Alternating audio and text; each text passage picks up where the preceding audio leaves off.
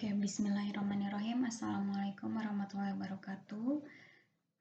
Selamat bertemu kembali di mata kuliah Structural Equation Modeling di pertemuan ketiga, di mana pada pertemuan kali ini kita akan mulai membahas tahap pertama di dalam analisis SEM, khususnya yaitu adalah covariance based SEM, yaitu tahap model spesifikasi dan identifikasi model.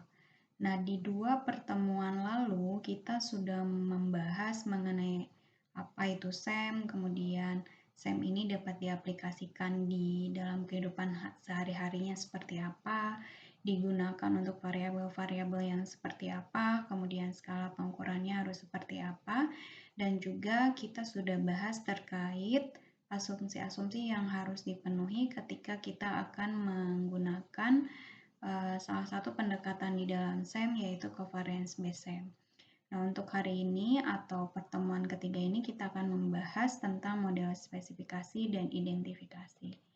Sebelumnya selalu sudah saya jelaskan juga bahwa tahapan di dalam covariance based SEM itu terdiri dari model spesifikasi, kemudian model identifikasi, kemudian estimasi parameter, kemudian nanti masuk ke dalam model fit testing, dan juga jika diperlukan saja nanti dilakukan model modifikasi atau modifikasi model. Nah, pada pertemuan kali ini kita akan bahas tentang dua tahap ini. Yang pertama adalah model spesifikasi dan yang kedua adalah model identifikasi. Di dalam model spesifikasi, kita akan membangun sebuah diagram jalur atau path diagram kita sebutnya, di mana path diagram ini memvisualisasikan hubungan antara variabel laten dengan variabel laten lainnya, dan hubungan antara variabel laten dengan indikatornya atau yang biasa kita sebut sebagai item-item pertanyaan atau sebagai variabel observe-nya. Sehingga yang perlu kita perhatikan di dalam model spesifikasi itu nanti tahap terakhirnya ini, maksud saya adalah hasilnya itu dalam bentuk path diagram atau diagram jalur. Kemudian ada dua bentuk model yang perlu diperhatikan ketika kita akan membangun path diagram ini. Yang pertama adalah model struktural atau mungkin nanti di PLSM itu disebutnya sebagai model inner atau inner model. Kemudian ada model measurement atau model pengukuran atau di dalam PLSM disebutnya sebagai outer model. Nah, di dua pertemuan lalu juga sudah selalu saya singgung gitu ya bahwa model struktural ini menggambarkan hubungan antara variabel latennya. Jadi biasanya model struktural ini menggambarkan tentang hipotesis dari penelitiannya. Gitu ya. Kemudian kalau measurement model ini hubungan antara variabel latennya dengan indikatornya gitu ya. Variabel laten itu diukurnya melalui indikator atau kita sebutnya sebagai variabel observe-nya gitu. Nanti hubungannya seperti apa, karena akan ada dua bentuk juga, ini sudah sempat saya singgung ya di pertemuan awal, pertemuan pertama maupun pertemuan kedua, bahwa model pengukuran ini nanti dibentuk bisa dalam bentuk model formatif atau misalnya nanti dalam bentuk reflektif. Nah, seperti apa model reflektif, seperti apa model formatif, nanti kita akan bahas. Kemudian dalam membangun model struktural juga, hubungan antar variabel laten itu perlu juga diperhatikan karena nanti apakah dia melibatkan variabel ketiga, di mana variabel ketiga ini bisa dalam bentuk moderasi atau bisa dalam bentuk mediasi, di mana variabel moderasi atau misalnya variabel mediasi ini memiliki pengaruh terhadap hubungan antara variabel laten pertama terhadap variabel laten kedua. Nah, setelah kita bangun hubungan antara variabel latennya, kemudian hubungan antara variabel laten dengan indikator, baru kita bangun path diagramnya gitu ya. Nah, setelah kita bangun path diagram, kita perlu lakukan identifikasi model. Ini fungsinya untuk melakukan identifikasi model itu fungsinya adalah untuk mengetahui apakah data yang kita miliki itu cukup untuk digunakan dalam mengestimasi parameter-parameter model yang perlu kita estimasi di dalam PET diagramnya, karena parameternya nanti akan banyak, tidak hanya seperti di dalam regresi itu kan mungkin hanya alfa dan beta saja kalau regresinya linear gitu ya, tetapi kalau di dalam SEM itu akan banyak karena kan kumpulan dari beberapa model regresi yang dilakukan secara simultan gitu. Kemudian ada nilai error, ada nilai errornya gitu ya, ada nilai koefisien jalurnya yang disebut sebagai koefisien regresinya atau bisa disebut sebagai efeknya. Kita mulai model spesifikasi seperti yang selalu saya sebutkan atau saya jelaskan di 2 pertemuan lalu. Model spesifikasi ini kita bentuk berdasarkan referensi. Jadi model spesifikasi ini selalu melibatkan teori yang relevan, kemudian penelitian dan informasi yang dibutuhkan untuk membangun model teoritisnya. Jadi sekali lagi dalam membangun model spesifikasi itu tidak kita terka-terka, tidak kita duga-duga, tetapi harus ada teori yang relevan yang mendukungnya. Nah, kemudian di dalam model spesifikasi juga tadi sudah saya sebutkan, itu adalah menentukan setiap hubungan dan juga parameter di dalam model yang menjadi variabel target atau variabel interest di dalam penelitian yang akan kita lakukan. Nah, kemudian peneliti juga tadi sudah saya sebutkan juga bahwa model spesifikasi ini bisa mengekspresikan atau merepresentasikan gitu ya hipotesis di dalam bentuk grafik atau model konsep grafiknya yang tadi saya sebut adalah PET diagram yang menjelaskan visualisasi yang merepresentasikan variabel teoritis dari variabel targetnya atau variabel interest dan juga hubungan-hubungan di antara variabel tersebut yang kita harapkan gitu ya. Nah, kalau secara umum mungkin bisa saya tuliskan seperti ini ya tahapan di dalam model spesifikasi. Yang pertama, ini juga selalu sudah dibahas gitu ya, definisikan dulu indikator dari variabel latennya. Jadi, hipotesis itu kan antara variabel laten dengan variabel laten, sehingga kita harus definisikan dulu variabel laten ini diukurnya melalui variabel observe, di mana variabel observe ini kita sebutnya sebagai indikator-indikatornya. Dan ingat, ini selalu berdasarkan teori yang relevan. Jadi tidak bisa kita terka-terka atau tidak bisa kita duga-duga. Nah, contoh yang selalu saya sebutkan di awal gitu ya, beberapa pertemuan itu dari penelitian yang saya lakukan, bicara tentang literasi digital gitu ya.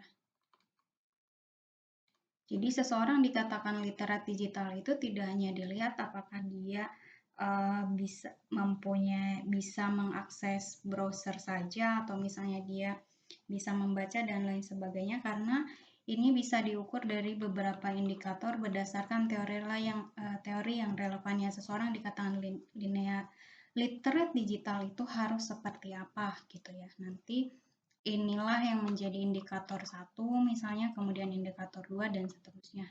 Nah, kemudian contoh lain adalah tentang kualitas website gitu ya. Kita berbicara tentang kualitas website, kita bicara tentang standar dari kualitas website itu harus seperti apa? Ada ukurannya, ada standarnya gitu ya. Dimana untuk mengukur kualitas website itu biasanya ada beberapa pendekatan. Contohnya adalah bisa kita gunakan metode web qual atau mungkin ada juga web QM dan metode-metode lainnya. Nah, salah satunya misalnya di web qual ini, kualitas website itu bisa terukur dari kualitas informasinya gitu ya, dia harus seperti apa, kemudian interface-nya harus seperti apa, kemudian usability-nya harus seperti apa. Sehingga variabel-variabel laten ini tidak bisa kita bentuk indikatornya secara diduga atau diterka-terka oleh kita sendiri gitu ya. Misalnya kita cuma lihat nih websitenya, kemudian kita buat item pertanyaannya, websitenya tampilannya menarik, misalnya hanya seperti itu. kemudian bahasanya mudah dipahami, misalnya seperti itu ya, dan seterusnya. Tidak seperti itu dalam membentuk indikator, karena harus berdasarkan teori yang relevan, sehingga kita punya standar-standar yang memang bisa diukur gitu ya. Tadi misalnya contoh seseorang dikatakan literate digital itu harus seperti apa. Kemudian website yang baik itu kualitasnya harus seperti apa, diukur dari apanya. Misalnya bisa diukur dari kualitas informasinya, bisa diukur dari kualitas antarmuka penggunanya atau kita sebut sebagai interface. Kemudian kita bisa ukur juga dari usability-nya seperti apa.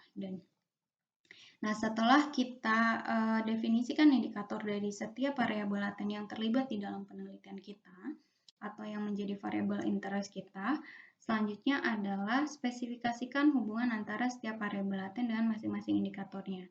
Nah, nanti ini adalah pembentukan model pengukurannya. Tadi di awal sudah saya sebutkan bahwa model pengukuran itu ada yang namanya model reflektif dan ada yang namanya model formatif. Nanti akan saya tunjukkan perbedaannya seperti apa.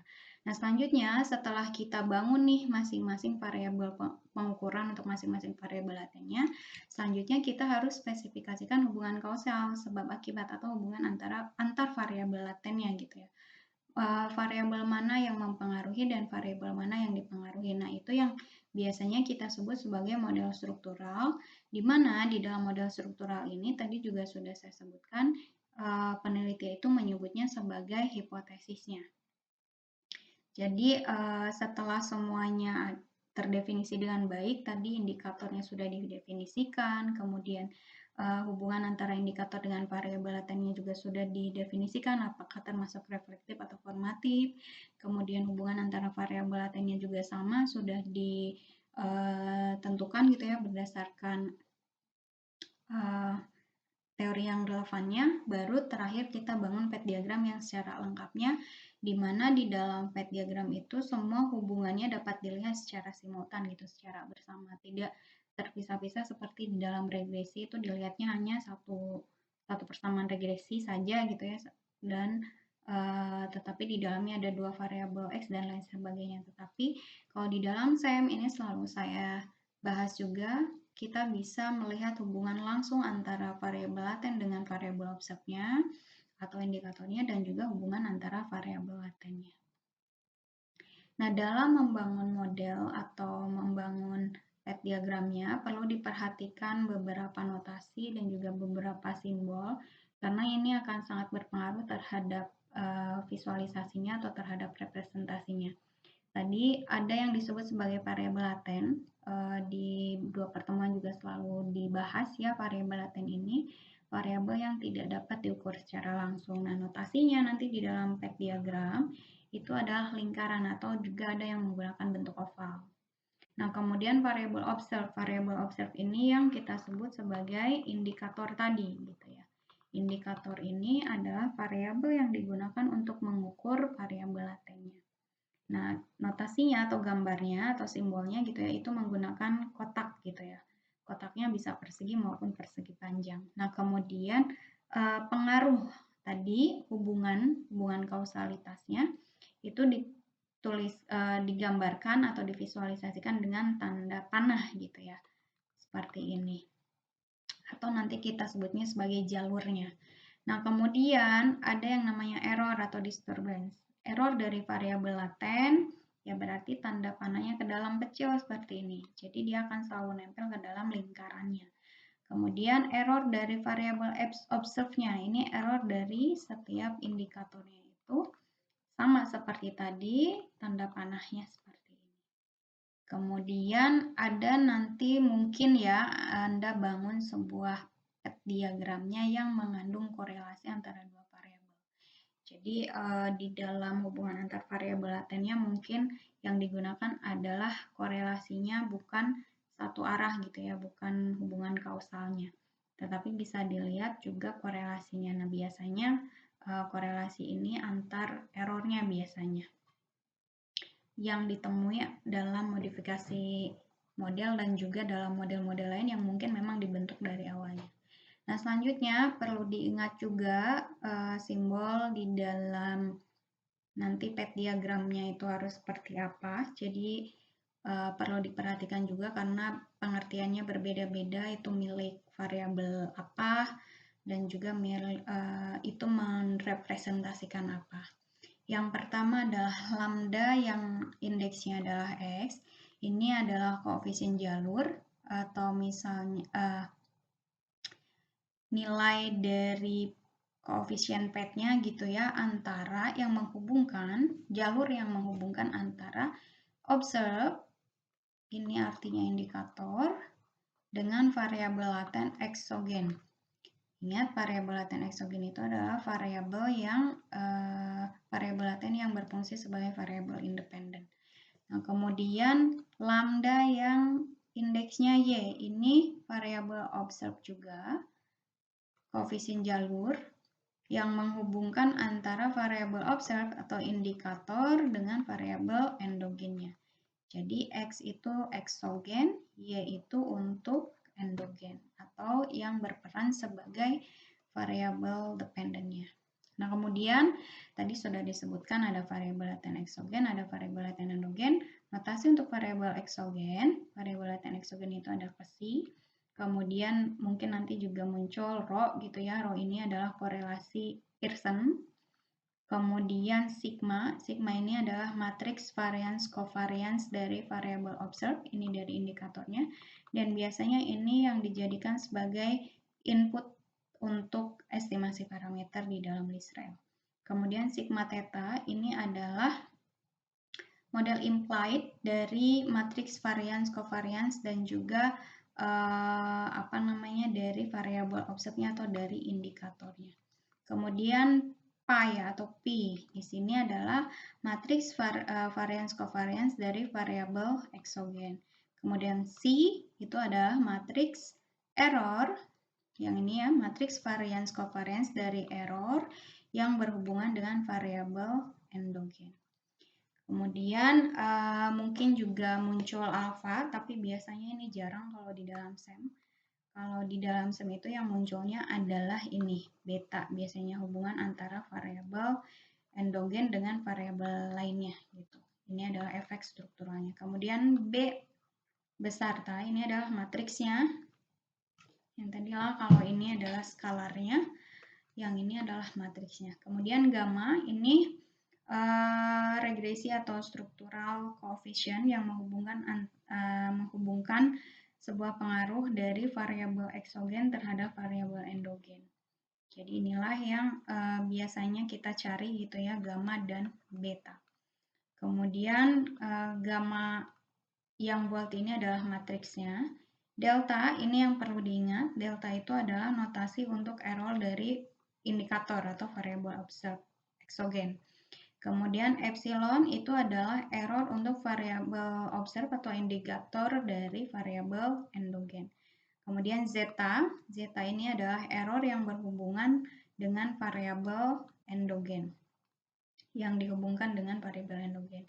Kemudian tadi kalau kesi untuk variabel eksogen, eta itu untuk variabel laten endogen. Kemudian theta delta adalah matriks variance covariance dari error untuk variabel eksogen dari observe-nya ya, ini dari indikatornya maksudnya, indikator dari variabel eksogennya. Kemudian theta epsilon adalah matriks variance covariance dari error untuk indikator dari variabel endogen.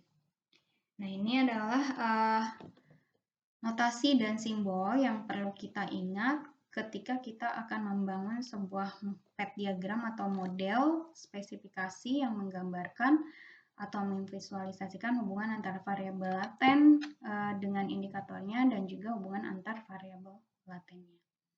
Nah, yang pertama tadi saya sebutkan di awal bahwa di dalam model spesifikasi itu ada dua model yang perlu kita perhatikan. Ada model struktural dan ada model pengukuran. Jadi yang pertama kita perhatikan dulu model struktural. Dalam membangun model struktural ada dua hal yang perlu kita perhatikan. Yang pertama adalah urutan dari konstruknya. Konstruk di sini adalah variabel latennya gitu ya. Karena letaknya akan mempengaruhi dia sebagai variabel eksogen atau sebagai variabel endogen. Kemudian hubungan antara konstruk tersebut seperti apa. Nah, yang pertama urutan dari konstruknya atau dari variabel latennya. Jadi, sama seperti tadi, urutannya itu harus berdasarkan teori. Jadi, urutan dari variabel laten di dalam model struktural juga harus didasarkan teori.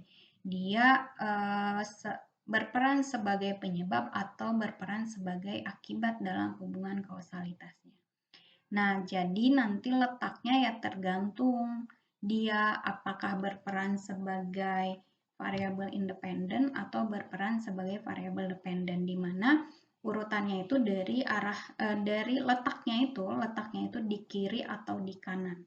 Jadi from left to the right gitu ya.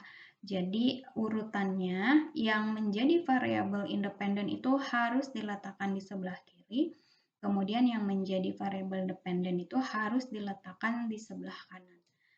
Jadi yang ini sih sepertinya sudah selalu kita gambarkan juga di regresi biasa gitu ya. Ini adalah variabel X-nya di sebelah kiri, kemudian terhadap variabel Y-nya di sebelah kanan. Atau kalau di kita tadi ini adalah psi gitu ya. Kemudian kalau yang menjadi endogennya adalah variabel eta-nya. Jadi urutannya itu diletakkan dari sebelah kiri ke sebelah kanan, di mana yang sebelah kiri itu berperan sebagai variabel independen atau variabel laten eksogen gitu ya. Kemudian di sebelah kanannya itu berperan sebagai variabel dependen atau sebagai variabel laten endogen. Nah, artinya variabel yang diletakkan di sebelah kiri itu digunakan untuk memprediksi variabel di sebelah kanan, walaupun tujuan dari sebuah analisis di dalam SEM itu bukan untuk memprediksi gitu ya, tetapi ini untuk menggambarkan saja hubungan kausalitasnya. Apa yang menjadi variabel sebab, yaitu adalah variabel independen, kemudian yang menjadi variabel akibatnya adalah variabel dependennya atau variabel eksogen dan variabel endogennya. Nah, tadi saya sebutkan variabel laten eksogen itu adalah sebuah konstruk atau variabel laten yang dia berperan sebagai variabel independen gitu ya, di mana dia letaknya akan ada di sebelah kiri. Kemudian kalau dia berperan sebagai variabel dependen atau konstruk yang berperan sebagai variabel dependen, di mana arah panahnya itu ke arah dalamnya dia gitu ya, di seperti ini. Jadi dia disebut sebagai variabel laten endogen dan letaknya ada di sebelah kanan.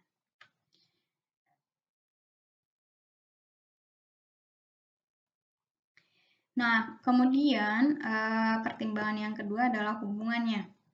Jadi setelah kita tentukan urutannya, mana yang letaknya ada di sebelah kiri dan mana yang letaknya di sebelah kanan, atau mana yang menjadi variabel laten endogen dan mana yang menjadi variabel laten eksogen, lalu hubungannya itu kita visualisasikan dengan menggambar sebuah panah gitu ya. Panahnya ke arah yang mana gitu. Kalau bicara variabel laten eksogen dengan variabel endogen ya berarti arahnya itu dari variabel laten eksogen terhadap variabel laten endogen. Jadi sama seperti tadi gitu ya, arah panahnya juga mengindikasikan urutannya dari konstruk yang letaknya di sebelah kiri terhadap konstruk yang letaknya di sebelah kanan, dan ini menggambarkan sebuah hubungan sebab akibat gitu ya. Hubungan kausalnya seperti apa. Nah, tadi saya sebutkan bahwa di dalam membangun model struktural, mungkin juga ada variabel ketiga yang mempengaruhi hubungan antara variabel laten eksogen dan variabel laten endogennya, di mana ada dua tipe variabel ketiga ini. Ada yang disebut sebagai variabel mediasi atau mediating effect, pengaruh variabel mediasi, di mana ini adalah variabel ketiga yang bisa mengintervensi hubungan antara dua variabel tersebut gitu ya, atau dua konstruk tersebut yang di sini. Dia bisa mengintervensi hubungan keduanya, di mana mediating ini nanti bisa mempengaruhi hubungan antara variabel laten eksogen dengan endogen. Nah, moderasi juga sama gitu ya. Dia akan mempengaruhi dua variabel tersebut, hubungan antara variabel eksogen dengan variabel endogen, tetapi dia berpengaruhnya langsung terhadap hubungannya gitu ya. Bukan terhadap variabelnya gitu ya. Tetapi dia langsung berpengaruh terhadap hubungannya. Supaya terlihat lebih jelas mungkin bisa dicontohkan seperti ini. Untuk mediasi, variabel mediasi, dia bisa berperan sebagai jembatan antara dua variabel laten. Jadi misalnya ini adalah variabel eksogen yang pertama gitu ya, psi, kemudian yang ini adalah eta 1, di mana ternyata katanya ada variabel ketiga yang bisa menjembatani hubungan antara reputasi. Ini kalau kita bicara tentang variabel laten reputasi dan loyalitas gitu ya. Reputasi brand misalnya terhadap loyalitas customer, ternyata katanya ada variabel ketiga yang bisa menjembatani hubungan antara variabel reputasi dan loyalitas pelanggan, yaitu tingkat kepuasan pelanggannya. Jadi kalau bicara mediasi nanti akan muncul yang namanya pengaruh langsung dan pengaruh tidak langsung. Pengaruh langsung itu ya berarti yang di sini gitu ya. Ini adalah pengaruh langsungnya. Pengaruh langsung dari reputasi brandnya terhadap loyalitas customer-nya atau loyalitas pelanggannya. Nah, kalau bicara pengaruh tidak langsungnya, pengaruh tidak langsung dari reputasi terhadap loyalitas, itu pengaruh melalui tingkat kepuasan penggunanya atau tingkat kepuasan customer-nya. Jadi dia mempengaruhi dulu si tingkat kepuasan, kemudian tingkat kepuasan berpengaruh terhadap loyalitas gitu ya. Jadi dia ada dua jalur. Nah, inilah yang disebut sebagai indirect effect-nya. Jadi si indirect effect inilah yang disebut sebagai efek mediasinya. Gitu. Jadi si variabel tingkat kepuasan ini berperan sebagai bisa kita sebutnya sebagai jembatannya gitu ya. Reputasi berpengaruh secara langsungnya itu direct effect-nya, tetapi pengaruh secara tidak langsungnya itu adalah melalui tingkat kepuasan customer-nya. Nah, itu yang gambaran tentang mediasi. Jadi ada variabel ketiga yang bisa menjembatani hubungan antara variabel laten eksogen dengan variabel laten endogen. Nah, kemudian tadi ada jenis yang kedua yaitu moderasi. Kalau moderasi ini dia mempengaruhi langsung hubungannya gitu ya, bukan sebagai jembatan. Kalau di sini kan dia bisa kita sebutnya, lebih simpelnya itu kita sebutnya sebagai jembatan antara variabel laten eksogen dengan variabel laten endogennya gitu ya. Tetapi kalau moderasi itu langsung terhadap hubungannya gitu ya. Dan di dalam moderasi ini nanti modelnya tergantung variabel moderasinya itu dalam bentuk data kontinu atau dalam bentuk data kategorikal.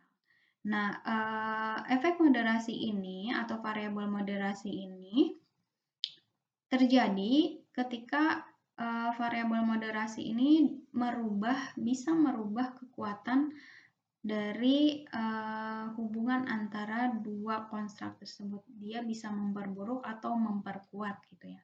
Contohnya di sini kita bicara tentang sama yang tadi tingkat kepuasan customer terhadap loyalitas customer. Nah, ternyata ada variabel ketiga katanya yang mempengaruhi hubungan antara tingkat kepuasan customer terhadap loyalitas customer, yaitu tingkat pendapatannya gitu yang di sini. Gitu ya. Tingkat pendapatannya seperti apa? Di sini dia bisa memperkuat atau memperlemah hubungan antara loyalitas.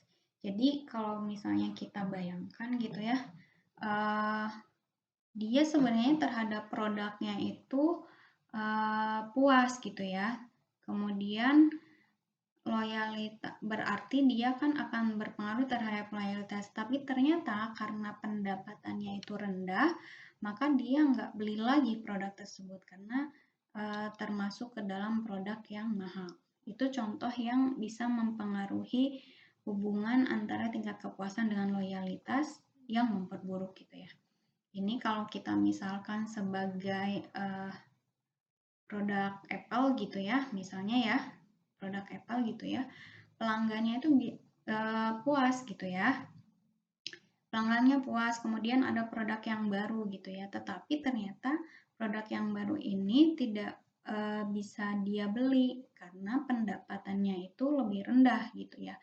Sehingga mempengaruhi terhadap loyalitasnya dia, terhadap hubungan antara tingkat kepuasan dan loyalitasnya. Tetapi kalau misalnya income-nya ternyata tinggi, yaitu malah makin menambah tingkat loyalitasnya dia atau hubungan antara tingkat kepuasan dengan loyalitasnya. Seperti itu ya, jadi mempengaruhi hubungannya langsung, bukan mempengaruhi melalui sebuah variabel tertentu atau sebuah jembatan untuk variabel moderasi. Nah, kemudian kalau misalnya variabel moderasinya ini dalam bentuk kategorikal, misalnya ada referensi atau teori yang menyatakan bahwa jenis kelamin itu mempengaruhi hubungan antara tingkat kepuasan customer terhadap loyalitasnya. Nah, nanti analisisnya itu bisa menggunakan multi-group analisis atau MGA, SEM di dalam SEM-nya gitu ya. Karena nanti akan terbentuk menjadi 2 grup gitu ya.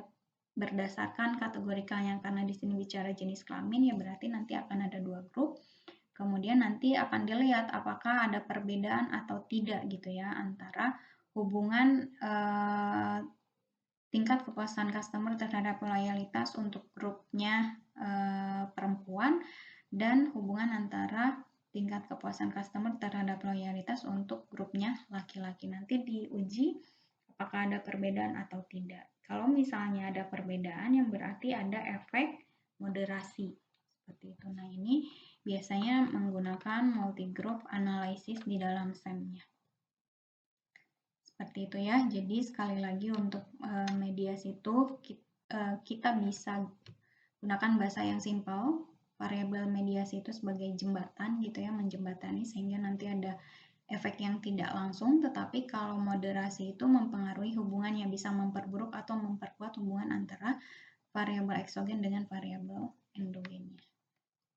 Nah, kemudian kalau kita bicara lagi variabel laten, biasanya dalam mengukur sebuah variabel laten itu dia terpecah lagi menjadi beberapa dimensi yang sebenarnya itu berperan juga sebagai variabel laten gitu ya, sehingga nanti akan ada layernya itu akan lebih dari satu. Jadi kalau contoh-contoh di awal itu kita bicaranya single layer gitu ya. Tadi misalnya satisfaction terhadap loyalitas gitu ya, langsung gitu ya. Tetapi ternyata berdasarkan referensi, tingkat kepuasan itu diukur melalui atau dibentuk melalui beberapa variabel laten, yaitu misalnya dari harganya, kemudian dari kualitas pelayanannya, dari SDM-nya seperti apa, kemudian dari service scape-nya seperti apa. Terbentuklah ini variabel laten tingkat kepuasan. Nah, artinya kita bicaranya nggak single layer lagi gitu ya. Nanti kalau di sini ada loyalitas, ini bukan lagi bicara tentang single layer of construct, tapi ada 2 layer. Maksudnya yang ini adalah layer pertama, first order-nya, kemudian yang second order-nya itu adalah yang satisfaction-nya. Nanti di sini ada lagi indikator-indikator, ini indikator-indikatornya, ini indikator, dan indikatornya sama seperti dalam tadi kualitas website gitu ya. Kualitas website itu diukur dari kualitas informasi, kemudian interface, misalnya kemudian ada juga usability. Kualitas informasi itu kan dilihat dari apakah informasinya selalu tepat, waktu, dan lain sebagainya, apakah informasinya akurat, dan seterusnya. Interface itu kualitas antarmukanya, apakah desainnya seperti apa, dan lain sebagainya, usability juga, dan seperti apa. Nanti di sini juga ada indikator-indikatornya. Ini kalau seperti ini bisa disebut sebagai second order. Gitu ya. Jadi higher order dan hierarchical component models. Jadi kalau misalnya hanya kita bicaranya langsung gitu ya, hanya single layer ya sudah itu kita bicaranya first order aja gitu. Tapi kalau misalnya kita lihat lagi ternyata variabel laten yang jadi interest kita itu diukur lagi dari beberapa dimensi yang merupakan variabel laten lagi, maka itu termasuk ke dalam higher order. Atau kalau 2 layers ya berarti two layers of component gitu ya. Itu yang perlu diperhatikan dalam membangun model struktural. Jadi sekali lagi di dalam model struktural itu ada bentuk yang perlu diperhatikannya adalah urutannya, letaknya ada di kiri atau di kanan, perannya sebagai variabel laten eksogen atau sebagai variabel endogen. Kemudian apakah ada variabel ketiga atau tidak yang berperan sebagai variabel mediasi atau sebagai variabel moderasi. Kemudian perhatikan lagi apakah dia itu masuknya ke dalam single layer atau two layer komponen, sehingga kita perlu melihat lagi bentuk hubungan antara variabel latennya.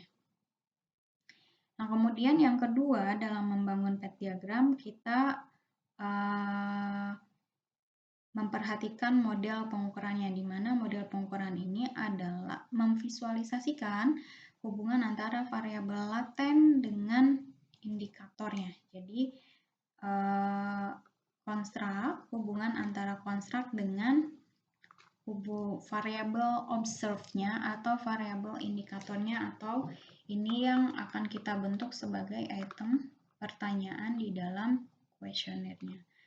Nah, seperti yang selalu dibahas dari awal dalam membentuk indikator itu harus berdasarkan teori. Jadi tidak bisa kita terka-terka, tidak bisa kita duga-duga. Seperti itu ya. Nah, kemudian dalam membangun hubungan antara variabel laten dengan variabel observe-nya atau dengan indikatornya, nanti ada yang perlu diperhatikan. Apakah dia nanti termasuk model reflektif atau termasuk model formatif. Kalau termasuk model reflektif, itu artinya indikator itu dianggap sebagai representasi sampelnya, sampel representasi dari semua kemungkinan item yang bisa menggambarkan konstruknya gitu ya. Kemudian kalau formatif itu asumsi yang menyatakan bahwa indikator itu sebagai penyebab terbentuknya sebuah konstruk, sehingga nanti akan berpengaruh terhadap arah panah di dalam pet diagramnya, apakah dia dari variabel laten terhadap variabel laten ke indikator atau dari indikator terhadap variabel latennya. Jadi kalau saya gambarkan seperti ini ya, kalau kita gambarkan, kalau model pengukuran reflektif, konstruknya itu ada di dalam gitu, sudah terbentuk gitu ya si konstruk ini. Kemudian dia bisa direfleksikan menjadi beberapa indikator gitu ya. Ini lingkaran-lingkaran yang di luarnya itu adalah refleksinya dari konstruknya, konstruk domainnya atau variabel latennya. Sementara kalau formatif, indikator-indikator ini membentuk konstruknya sehingga lingkarannya ada di luar. Jadi kalau ada salah satu indikator hilang, maka konstruk ini tidak akan terbentuk. Itu definisinya akan berbeda. Jadi sekali lagi perhatikan hubungan antara variabel laten yang kita bentuk itu apakah reflektif atau formatif. Dan ini juga nanti akan berpengaruh terhadap metode estimasinya. Gitu ya. Nah, contohnya mungkin di sini kalau kita bicara sama-sama tentang hotel bintang 4 misalnya atau hotel bintang 5 gitu ya. Kalau kita anggap hotel bintang 5 itu sebagai model reflektif, jadi kita sudah nyatakan bahwa hotel itu adalah hotel bintang 5. Maka karena hotel itu hotel bintang 5, maka saya bisa mengapresiasi hotel ini. Kemudian saya sudah tidak sabar untuk bisa tinggal di hotel ini, dan juga saya akan merekomendasikan hotel ini kepada teman atau kerabat saya gitu ya, atau terhadap orang lain gitu ya. Jadi variabel latennya itu bisa dikatakan berperan sebagai penyebab.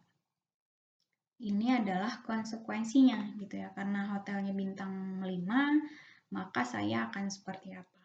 Tapi kalau formatif, itu yang menjadi atau yang indikatornya itu yang menjadi penyebab hotel tersebut dikategorikan sebagai hotel bintang 5. Makanya arahnya ke sini. Gitu ya. Kalau yang ini kan direfleksikan gitu. Jadi Karena misalnya pelayanannya bagus, kemudian karena staffnya friendly, karena ruangannya bersih, maka hotel tersebut dikategorikan sebagai hotel bintang 5, misalnya seperti itu. Jelas bedanya ya. Jadi kalau reflektif itu merefleksikan, kita sudah tahu hotelnya itunya adalah hotel bintang 5, maka kalau hotel bintang 5 itu akan seperti apa. Kemudian kalau misalnya formatif itu mengkategorikan hotelnya karena pelayanannya bagus, staffnya friendly, kemudian ruangannya bersih, kita simpulkan gitu ya bahwa hotelnya itu kualitasnya bagus, atau kita bisa sebut hotelnya berbintang 5, hotelnya berbintang 4, dan seterusnya. Nah, itu perbedaan antara reflektif dan formatif. Sehingga kalau misalnya model yang kita bentuknya formatif, salah satu dari indikator ini tidak bisa dihilangkan. Kenapa? Kalau hilang ya berarti dia tidak bisa lagi dikategorikan sebagai hotel bintang-bintang tertentu. Tetapi kalau reflektif, ini bisa saling mengisi gitu ya, bisa saling interchangeable, maksudnya bisa saling menggantikan gitu ya. Jadi kalau yang ini hilang, ini juga sudah tergambarkan dari sini gitu ya. Kalau yang ini hilang juga ini sudah tergambarkan gitu ya. Saya dapat merekomendasikan hotel ini sudah menggambarkan semuanya bahwa hotel tersebut adalah baik. Gitu. Jadi perhatikan lagi dalam membangun model pengukuran apakah dia termasuk reflektif atau formatif.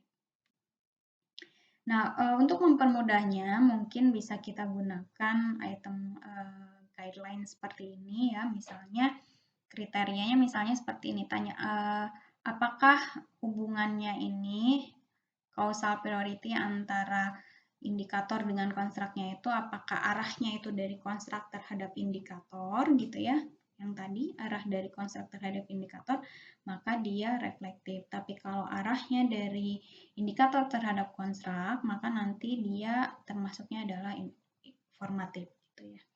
Kemudian apakah cirinya trait-nya itu menjelaskan indikator atau malah merupakan kombinasi dari indikator. Nah, kalau trait-nya itu kalau konstruknya itu sebuah penjelasan dari trait, maka dia reflektif, tapi kalau misalnya dia kombinasi, maka formatif. Maksudnya adalah seperti ini yang tadi ya. Ini adalah kombinasinya gitu ya. Kalau ada ini, ada ini, ada ini, maka kita kategorikan hotel tersebut hotel bintang apa gitu ya, atau hotel yang baik atau tidak.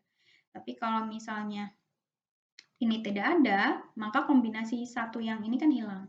Jadi ini bisa kita katakan sebagai kombinasi gitu. Tapi kalau yang ini adalah sebagai ciri-cirinya gitu ya. Ciri-ciri hotel yang bintang 5 itu seperti apa. Gitu ya. Nah, kemudian apakah indikatornya itu merepresentasikan akibat atau sebagai penyebab gitu ya. Kalau sebagai akibat tadi adalah reflektif, tapi kalau sebagai penyebab dia adalah formatif. Nah, kemudian kalau misalnya ada perubahan di dalam ciri, salah satu cirinya gitu ya, di dalam trait-nya, maka nanti semua itemnya itu bisa berubah dalam konteks yang sama, maka itu dikatakan sebagai reflektif. Tapi kalau tidak, maka dia formatif. Yang tadi gitu ya, kalau ini berubah, maka bukan lagi hotel bintang 5 atau bukan lagi hotel yang baik gitu. Maka itu disebut sebagai formatif. Tapi kalau misalnya yang ini dirubah, kemudian ini tetap menggambarkan ciri dari hotel bintang 5, itu adalah reflektif. Jadi tidak masalah. Nah, kemudian apakah itemnya itu bisa saling menggantikan yang tadi saya sebutkan? Kalau bisa saling menggantikan, itu termasuk ke dalam reflektif, tetapi kalau tidak, itu adalah formatif. Jadi perhatikan lagi dalam membangun model pengukuran yang tadi, apakah arahnya dari konstruk terhadap indikator, kemudian apakah dia sebagai penjelas atau dia sebagai kombinasi dari indikatornya, kemudian apakah indikatornya itu sebagai akibat atau penyebab, kemudian apakah kalau ada perubahan salah satu trait-nya itu merubah item-item yang lainnya dalam konteks yang sama gitu ya. Kemudian apakah itemnya itu bisa saling menggantikan atau tidak. Nanti bisa disusun sendiri gitu ya dalam membangun model pengukuran yang akan dibangun dalam penelitian masing-masing kelompok. Nah, selanjutnya mungkin teman-teman juga nanti ketemu dengan beberapa kasus yang indikator dari sebuah variabel latennya itu hanya ada satu atau bisa disebut sebagai single item research. Jadi mungkin ada beberapa peneliti yang dibandingkan dengan menggunakan multiple item gitu ya untuk mengukur konstruknya. Ada juga yang memilih hanya menggunakan satu item saja. Penggunaan satu item ini memang memiliki secara praktisnya itu memberikan keuntungan, misalnya adalah kemudahan dalam mengaplikasikan, kemudian lebih ringkas gitu ya, lebih simple, dan juga mungkin akan berhubungan dengan cost atau biayanya dengan penggunaannya tersebut. Nah, tetapi tentu saja kalau single item itu banyak kekurangannya gitu ya.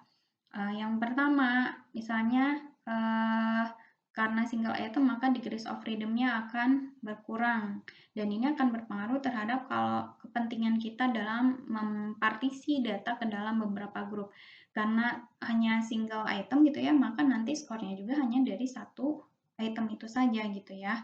Sehingga itu kurang baik gitu kalau dari segi analisisnya. Kemudian sudah jelas juga kalau single item ya informasi yang disediakannya akan sedikit gitu ya. Apalagi kalau kita membutuhkan metode imputasi untuk mengatasi masalah missing value gitu ya. Sehingga akan sulit gitu ya. Hanya ada satu item kemudian ada missing value, ya informasi apa yang bisa kita gunakan untuk melakukan imputasinya. Nah, kemudian dari perspektif psikometrik juga, ini kalau single item itu tidak bisa digunakan untuk penyesuaian dalam error pengukuran gitu, dan ini akan menyebabkan penurunan terhadap reliabilitas dari item tersebut. Nah, kemudian kalau dari segi perspektif validitas sudah jelas ya, kalau cuma satu item itu akan menjadi sebuah keputusan yang beresiko, apalagi kalau berhubungan dengan validitas dari sebuah prediksi gitu. Jadi pertimbangkan lagi kalau teman-teman akan menggunakan single item karena banyak kekurangan yang mungkin akan membuat kita kesulitan dalam analisis, terutama dalam menerapkan metode covariance BSM ini. Oke, sudah paham ya? Jadi itu yang perlu kita perhatikan dalam membangun pet diagram. Nah, saya contohkan dalam membangun pet diagram, ini yang selalu saya berikan contoh di beberapa pertemuan. Jadi dari penelitian yang telah saya lakukan di 2019 dan 2020 bersama teman saya, ini kami menganalisis hubungan antara literasi digital, penggunaan e-resources, dan reading culture, di mana pada saat itu hipotesis yang terbentuknya adalah literasi digital itu berpengaruh terhadap penggunaan e-resources dan juga literasi digital itu berpengaruh terhadap budaya membaca mahasiswa pada saat itu, pada saat awal terjadinya pandemi COVID-19 atau COVID-19 outbreak-nya. Nah, hubungan ini harus dibangun berdasarkan teori gitu ya. Tadi di awal sudah disebutkan variabel laten di sini berarti ada 3, yaitu literasi digital, kemudian penggunaan e-resources, dan budaya membaca, ada 3.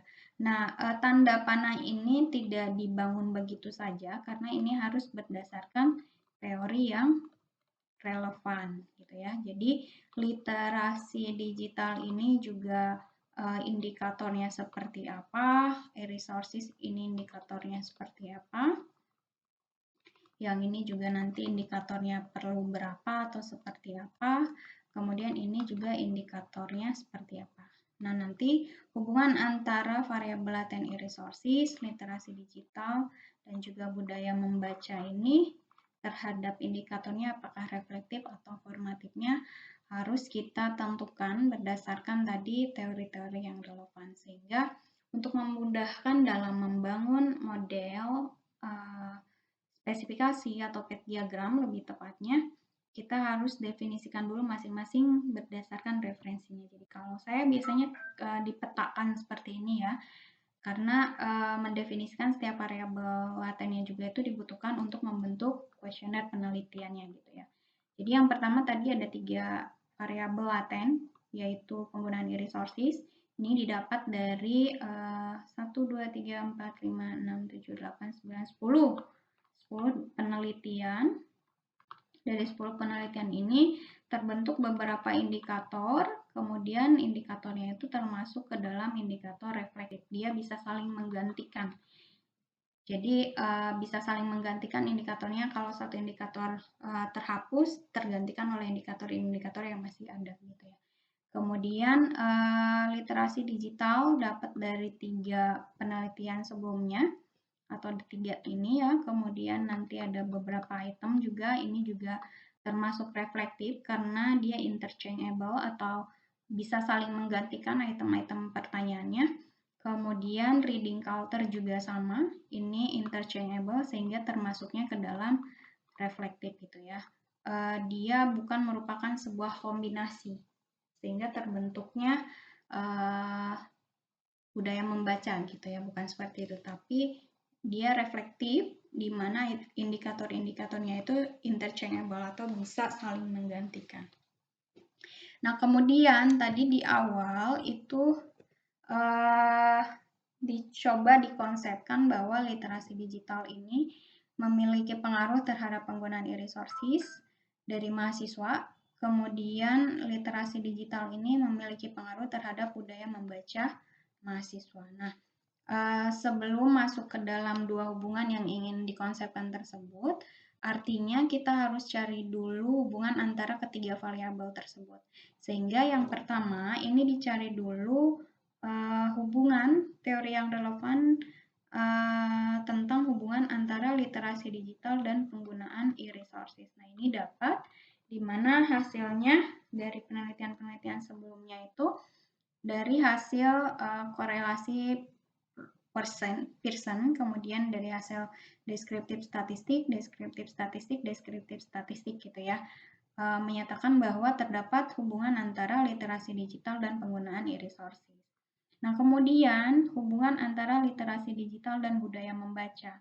Ternyata belum ada penelitian secara analisis kuantitatifnya gitu ya, tetapi kebanyakannya masih berdasarkan tentang definisi dari literasi itu sendiri. Nah, kemudian yang ketiga adalah hubungan antara penggunaan e-resources dan budaya membaca. Gitu ya, di sini ada deskriptif statistik gitu. Nah, kemudian lihat dari sini, ternyata semua analisisnya itu belum dilakukan secara simultan, tetapi masing-masing. Nah, yang menjadi perhatiannya adalah bagaimana cara membuat model yang menggambarkan hubungan antara ini, sudah jelas indikator terhadap variabel latennya, kemudian indikator terhadap variabel laten kedua, variabel laten ketiga, dan juga hubungan antara variabel latennya yang dapat dianalisis secara bersama-sama atau kita sebutnya sebagai simultan. Nah, salah satunya adalah kita bisa gunakan structural equation modeling, di mana pada kali ini yang kita bahas adalah covariance BSM. Gitu ya, jadi tadi sudah dijelaskan bahwa dalam membangun pet diagram itu harus berdasarkan teori yang relevan. Jadi masing-masing nanti dari setiap kelompoknya definisikan dulu masing-masing variabel latennya, kemudian indikatornya apakah interchangeable atau tidak, itu yang lebih memudahkan ya untuk menyimpulkan bahwa dia formatif atau reflektifnya. Kalau saya biasanya ya, apakah indikator itu bisa saling menggantikan? Kalau misalnya salah satu indikatornya saya hapus gitu ya, ternyata bisa saling menggantikan, ya berarti dia masuknya ke dalam model pengukurannya reflektif gitu ya. Jadi kalau dari tahap yang ini bisa dibuat untuk identifikasi model pengukurannya. Sementara kalau yang ini identifikasi untuk model strukturalnya. Gitu ya. Ini untuk memudahkan kita dalam membangun model antar variabel laten dengan model antara variabel laten dan masing-masing indikatornya. Sehingga setelah dikaji berdasarkan literatur tadi, berdasarkan teori yang relevan, maka kita bisa buat dulu konsepnya gitu ya, untuk memudahkannya sebelum nanti dilanjutkan dalam PET diagram di dalam SEP-nya. Jadi di sini saya buat dulu konsep secara umumnya gitu, tadi hubungan antara literasi digital dengan budaya membaca, kemudian hubungan antara literasi digital dengan penggunaan e-resources. Kemudian di literasi digital, ini berdasar kajiannya ternyata ada 1, 2, 3, 4, 5, 6, 7, ada 7 indikator, di mana indikator ini interchangeable, jadi bisa saling menggantikan. Yang ini bisa saya hapus, karena misalnya dengan dia mengerti bagaimana informasi di digital ini, di media digital dan non-media digital dibuat dan dikomunikasikan, sudah jelas dia pasti memiliki kemampuan untuk membaca, menulis, dan mengerti simbol yang terdapat di dalam informasi yang diperoleh dari media digital. Jadi itu bisa saya simpulkan sebagai model reflektif gitu ya. Dan untuk variabel-variabel latennya juga sama. Gitu. Nah, setelah dibentuk konsep seperti ini, baru selanjutnya didefinisikan dulu gitu ya. Dari sini kan sudah jelas ini adalah variabel laten eksogen gitu ya. Kemudian yang ini adalah endogen. Kemudian ini juga endogen. Sehingga nanti notasi yang ini adalah Y, ini juga Y gitu ya untuk konsepnya, yang ini adalah X. Nah, artinya untuk memudahkan nanti dalam pembangunan PET diagramnya, didefinisikan dulu lagi gitu untuk setiap indikatornya. Jadi kalau eksogen tadi kan notasinya ada psi, gitu ya. Kemudian karena dia termasuk variabel eksogen, maka variabel observed-nya adalah notasinya adalah X. Kemudian untuk variabel endogen itu adalah eta, ada dua tadi endogennya, eta 1 dan eta 2, karena dia variabel endogen, maka notasinya adalah Y. Nah, baru setelah kita notasikan masing-masing, kita bangun seperti ini. Gitu ya, ini adalah literasi digital, penggunaan e-resources, dan budaya membaca. Kemudian ini adalah variabel observe-nya masing-masing, gitu ya, untuk variabel endogen dan variabel eksogen. Selanjutnya tadi di awal sudah disebutkan ada error gitu ya di dalam SEM atau covariance based SEM itu.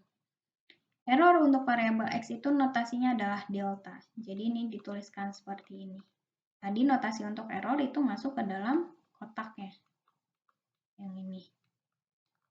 Kemudian kalau error untuk variabel endogen, notasinya adalah epsilon. Dan masuk ke dalam sini. Ini epsilon, ini epsilon.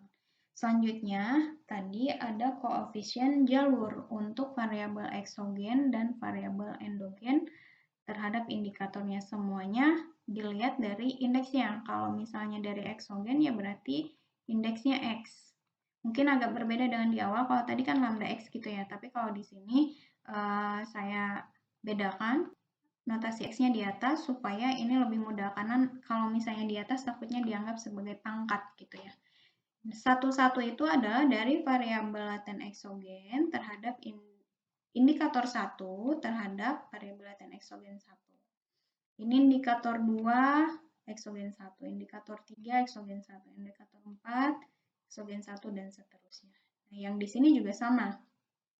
Ini Y karena dia adalah endogen. Ini semuanya sama.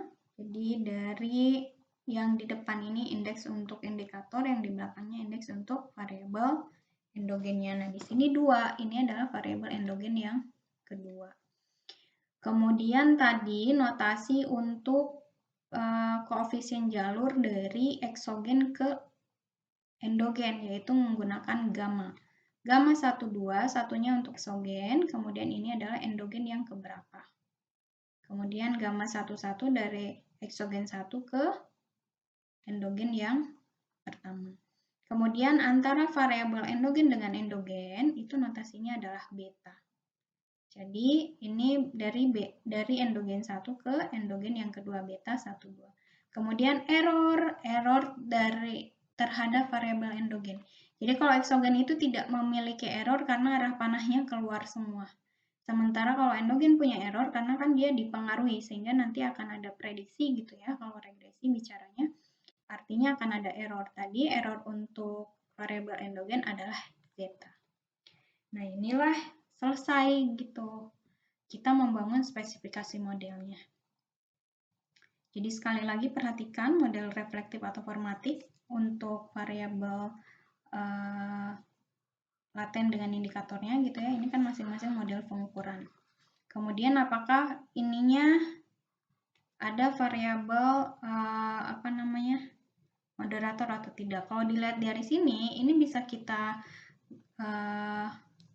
anggap gitu ya, ada hubungan tidak langsung dari literasi digital melalui penggunaan e-resources terhadap budaya membaca. Jadi nanti akan muncul ini. Gitu.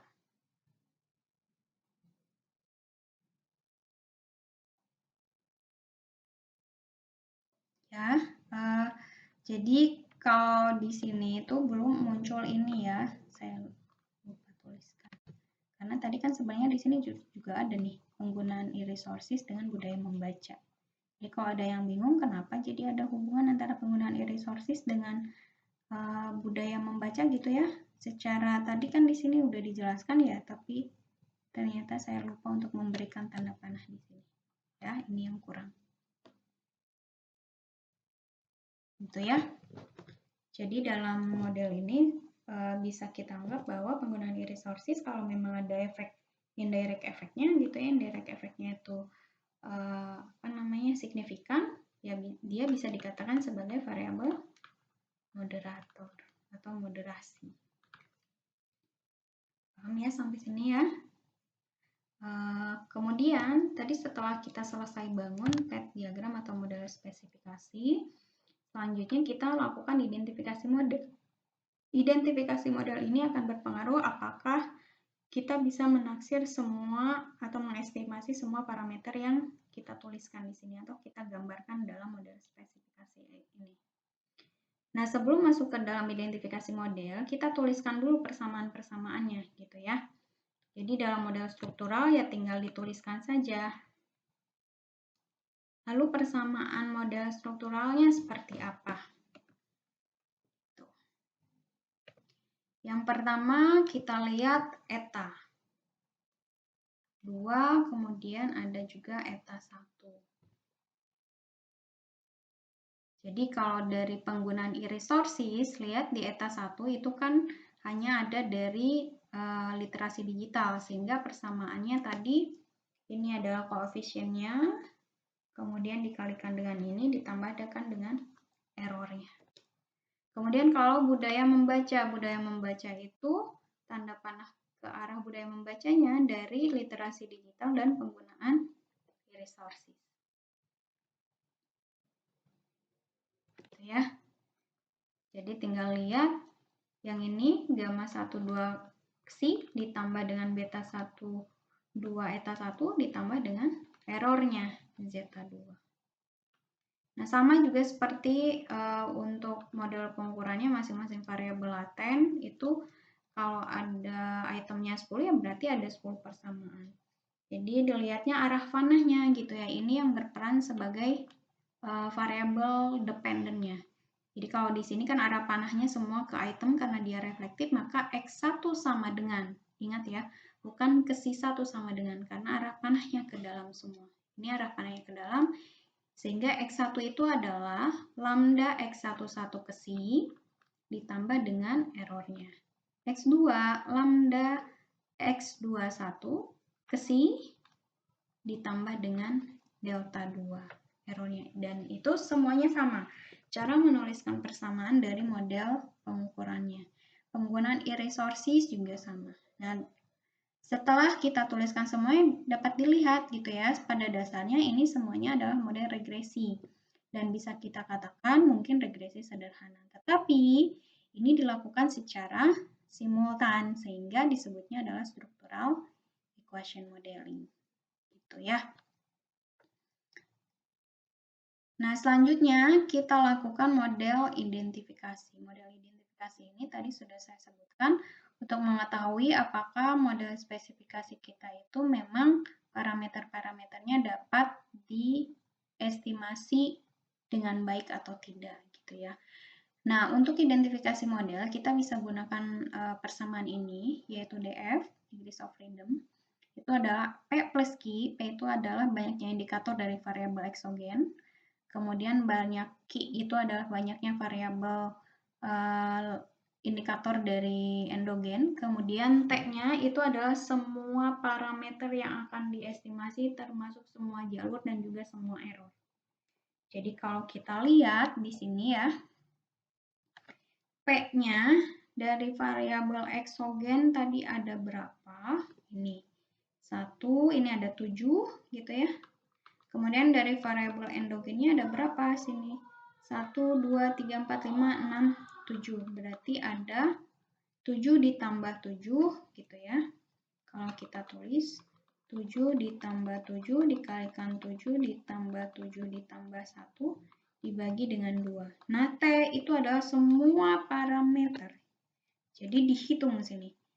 Errornya di sini ada 7. Kemudian error yang di sini ada 5. Kemudian error yang di sini ada 2. Kemudian error ini dan ini ditambah dengan 2. Kemudian ini koefisien jalur di sini ada 7. Ditambah koefisien jalur yang di sini ada 5. Koefisien jalur yang di sini ada 2. Kemudian tambah ini, dan ini ditambah dengan 3. Jadi semuanya. Sehingga nanti jumlahnya akan ada berapa? 7 tambah 5, 12. 12 ditambah 4, 14. 14 tambah 12, 26. Tambah 5, 33 ya. Nanti coba hitung lagi ya. Itu 33 sehingga kalau kita kurangi di sini, degrees of freedom-nya adalah 72. Nah, lihat di sini kalau hasil degrees of freedom-nya itu kurang dari 0, maka dia under identified. Kalau sama dengan 0, dia just identified. Kemudian kalau lebih dari 0, maka over identified. Nah, yang kita harapkan adalah yang over identified. Jadi apa sih yang dimaksud dengan under identified, just identified, ataupun over identified gitu ya. Under identified itu tuh artinya model ini, model yang kita bangun itu lebih banyak informasi yang tidak diketahuinya dibandingkan dengan informasi yang diketahuinya. Sehingga ini sangat tidak mungkin untuk mendapatkan estimasi yang unik untuk parameternya gitu ya. Jadi akan sulit mendapatkan hasil estimasinya dan ini yang mungkin seharusnya yang paling dihindari. Kemudian model yang just identified itu artinya sama gitu ya, informasi yang diketahui dan tidak diketahuinya itu seimbang. Kemudian nanti juga dapat estimasi yang unik, tetapi nanti mungkin ini nanti goodness of it-nya itu kadang suka masih kurang baik. Atau biasanya kalau just identified itu disebut juga sebagai saturated modelnya. Nah, yang kita harapkan itu adalah yang over identified. Artinya, informasi yang diketahuinya itu jauh lebih banyak dibandingkan dengan informasi yang tidak diketahui. Sehingga sangat mungkin kita mendapatkan estimasi dari semua parameter model menggunakan persamaan-persamaan yang tadi gitu ya dari informasi yang diketahui.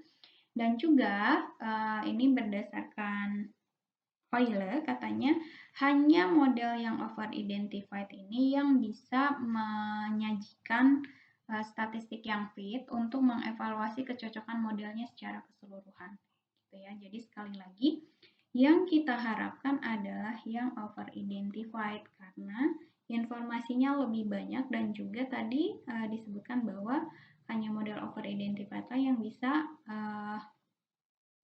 menyajikan atau menghasilkan nilai statistik untuk uji kecocokan modelnya. Untuk under identified ini sudah disebutkan bahwa ini tidak mungkin gitu ya mendapatkan estimasi yang unik, tetapi tidak bisa mendapatkan, artinya maksud saya itu tidak bisa menghasilkan estimasi dari parameter modelnya. Nah, kalau just identified itu sama gitu ya, seimbang antara yang diketahui dengan yang tidak diketahui, tetapi, setahu saya ini kekurangannya ya tadi, tidak bisa menghasilkan statistik fit-nya untuk uji kecocokan modelnya. Jadi, dalam identifikasi itu yang diharapkannya yang over identified. Nah, itu mungkin yang bisa saya sampaikan untuk pertemuan kali ini. Silahkan nanti studi kasusnya dibangun model spesifikasinya berdasarkan ketentuan-ketentuan tadi, kemudian mulai disusun dalam proposalnya dan minggu depan dipresentasikan di kelas untuk masing-masing kelompoknya. Saya akhiri, sampai bertemu di pertemuan selanjutnya. Semoga selalu diberikan kesehatan. Wassalamualaikum warahmatullahi wabarakatuh.